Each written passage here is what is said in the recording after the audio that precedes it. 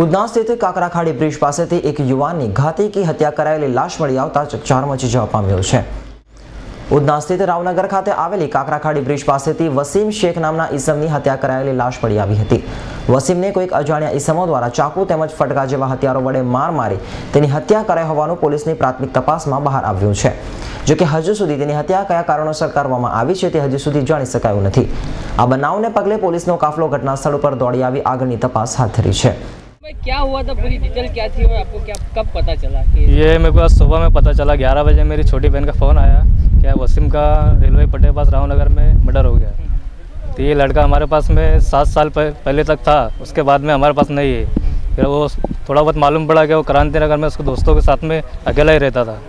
ये क्या काम करता था, क्या मतलब कुछ पता चला? नहीं, कोई पता नहीं, क्योंकि हमको 7 साल तक मालूम था, उसके बाद में हमको कोई मालूम नहीं। उसकी वजह क्या थी? 7 साल आपके घर में रहा था, फिर अलग होने का कारण क्या था? अलग होने का कारण है कि वो चाहता था कि मैं मेरे दोस्तों के साथ में रहूँ। इसके मम्मी पापा 4 साल पहले ये सूरत छोड़ के चले गए, दुनाईचा रहने चले गए।